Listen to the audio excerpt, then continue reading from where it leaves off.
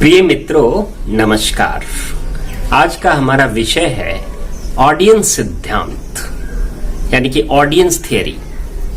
इसे हम लोग ऑडियंस ध्यान सिद्धांत या ऑडियंस केंद्रित सिद्धांत भी कहते हैं। यानी कि this theory is also called audience theory और ऑडियंस अटेंशन थियरी और ऑडियंस सेंट्रिक थियरी, लेकिन सबसे ज्यादा उपयुक्त नाम ऑडियंस सेंट्रिक थियरी कहना उचित होगा।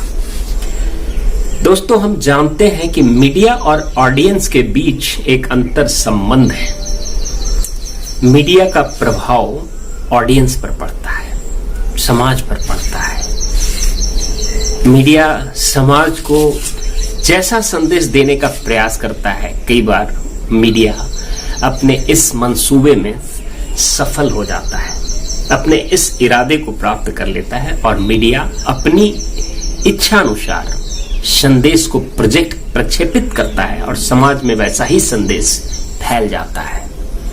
तो दूसरी ओर ऑडियंस भी अपना प्रभाव मीडिया पर छोड़ता है। ऑडियंस भी कई बार मीडिया को चाहे तो आसमान में उठा दे और ऑडियंस चाहे तो मीडिया को पाताल में गिरा दे। ऑडियंस जिस चैनल को चयनित कर लेती है और सुनना शुरू कर देती है, देखना शुरू कर देती है, उसकी टीआरपी बढ़ती चली जाती है और वह आसमान पर, चांद सितारों पर चला जाता है, वो मीडिया। और वहीं दूसरी ओर यदि ऑडियंस किसी चैनल को बंद कर दे, किसी अखबार को बंद कर दे, किसी बुलेटिन को बंद कर दे, तो वह सीधा पाताल में चला जाता है। यानी ऑडियंस का भी प्रभाव मीडिया पर पड़ता है और मीडिया का भी प्रभाव ऑडियंस पर पड़ता है। दोनों एक दूसरे पर प्रभाव डालते हैं। कई बार मीडिया समाज पर सकारात्मक, अति सकारात्मक, नकारात्मक, अति नकारात्मक प्रभाव डालता है। कभी कभी मीडिया का कोई प्रभाव नहीं पड़ता। उसी तरह ऑडियंस भी मीडिया को बना भी सकता है और बिगाड़ भी सकता है। इसके भी सकारात्मक और नकारात्मक प्रभाव होते हैं। ऑडियंस और समाज एक दूसरे के पूरक हैं, एक ही सिक्के के दो पहलू हैं, एक दूसरे पर आश्रित हैं, एक दूसरे से अन्योन्याश्रय संबंध है। मीडिया ऑडियंस पर प्रभाव ऐसा डालती है कि कई बार किसी छोटे आदमी को बहुत बड़ा आदमी बना देती है। मीडिया चाहे तो जीरो से हीरो बना देती है और हीरो से जीरो बना देती है। मीडिया जिस पर लाइमलाइट डाल देती है वो लाइमलाइटेड हो जाता है, जिसको हाईलाइट कर देती है वो लाइमलाइटेड हो जाता है। कई बार बहुत छोटा से छोटा व्यक्ति भी अगर उसको मीडिया पर अच्छी पकड़ हो गई और मीडिया को उसने अपनी प्रभाव बना ली तो वो आसमान में चला जाता है, उसकी एक जबरदस्त छवि निभी। उसी तरह कोई विचार हो, कोई प्रदत्त हो, कोई प्रोडक्ट हो, वो सब मीडिया पर अगर छा गया तो वो अपनी छवि बना लेता है। और दूसरी ओर ऑडियंस भी मीडिया पर अपना प्रभाव डालता है। इसलिए संचार के सिद्धांत को दो भागों में बांटा जा सकता है: मीडिया केंद्रित सिद्धांत और ऑडियंस केंद्रित सिद्धांत। हमने विषयानुसार मीडिया के संचार के सिद्धांतों को व्यवहारवादी सिद्धांत, आर्थिक सिद्धांत, राजनीतिक सिद्धांत, आलोचनात्मक सिद्धांत, टोरंटो सिद्धांत, फ्रैंकफर्ट सिद्धांत आदि में बांटा। संरचनात्मक अनुसार मीडिया को, सिद्धांत को, कम्युनिकेशन के सिद्धांत को हम audience centric theories and media centric theories में बांट सकते हैं।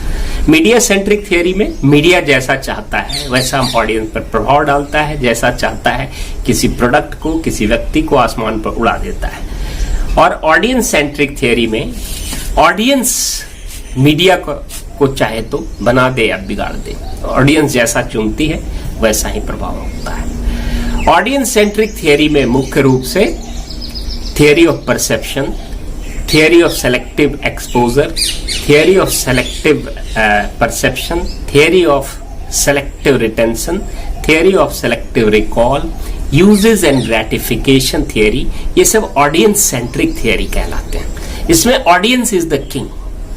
ऑडियंस जिस चैनल को चुन लेगा उसी को देखे, जिस अखबार को बंद कर देगा वो खत्म, जिस पेज को पढ़ना बंद कर देगा खत्म। प्राय हम लोग कहते हैं कि मीडिया में ऐसे ऐसे गंदी चीजें दिखाई जाती है, बेकार चीजें दिखाई जाती है, राजनीतिक चीजें दिखाई जाती है, लेकिन ऑडियंस भी उसका पार्टी है। अगर ऑडियंस उसको देखना बंद कर दे तो वो चैनल अपने आप समाप्त हो जाएगी। तो ये परसेप्शन थियरी जिसकी हमने पहले भी चर्चा की, थियरी ऑफ सेलेक्टिव एक्सपोजर, इसमें ऑडियंस अपने हिसाब से चुनता है कि मैं केवल इसको देखूंगा। ऑडियंस के परसेप्शन सकारात्मक या नकारात्मक जो भी बनते हैं वो ऑडियंस अपने हिसाब से बनाता है।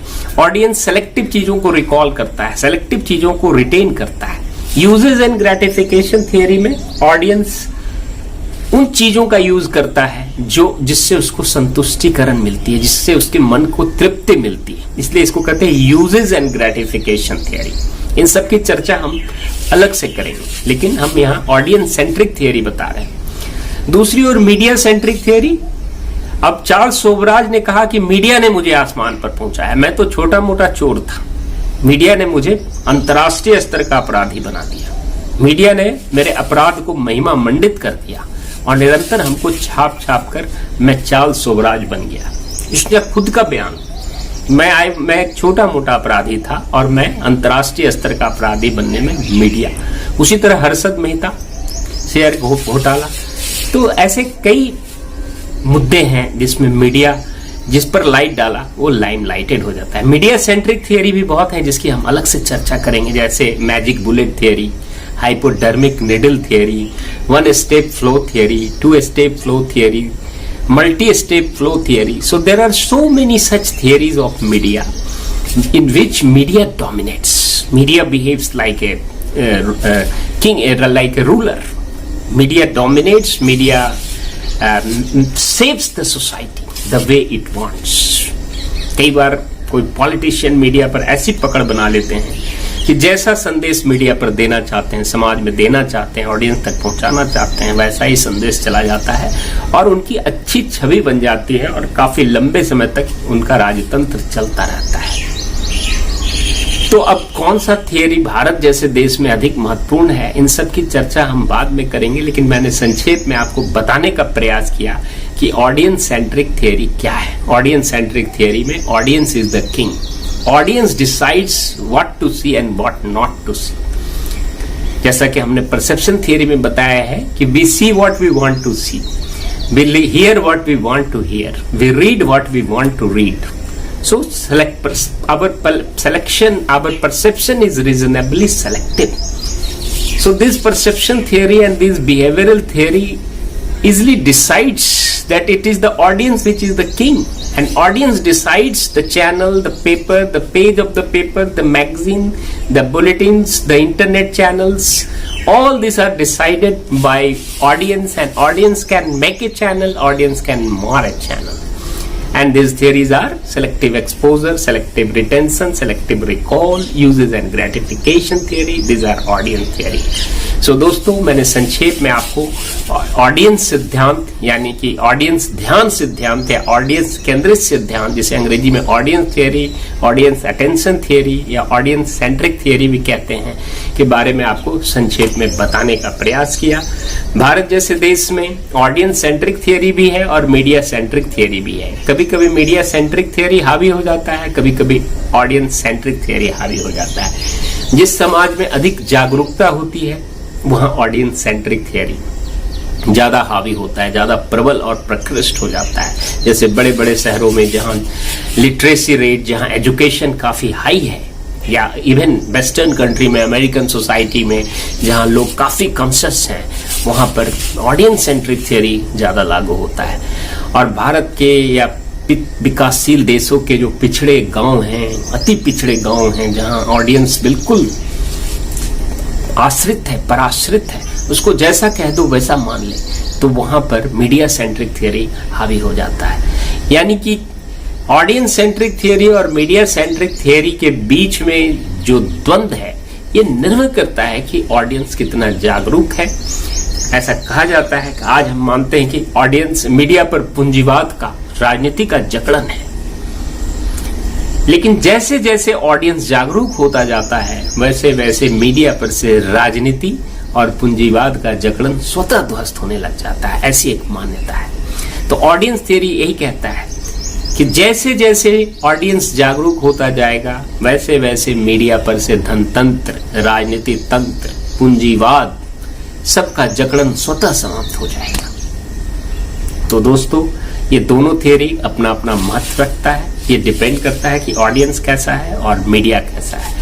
इससे बहुत सारे सिद्धांत निकलेंगे जिसकी चर्चा हम अलग अलग करेंगे। आज मैंने आपको ऑडियंस सेंट्रिक थियरी बताया। इससे संबंधित यदि आपके दिमाग में कोई प्रश्न है, कोई जिज्ञासा है, किसी प्रकार के विरोधाभास हैं, तो आप निसंदेह, बेहिचक, निसंकोच हमारे कमेंट बॉक्स में अपना प्रश्न कर सकते हैं, अपने विचार रख सकते हैं, अपनी स्पष्टीकरण मांग सकते हैं। तब तक के लिए इजाजत, धन्यवाद।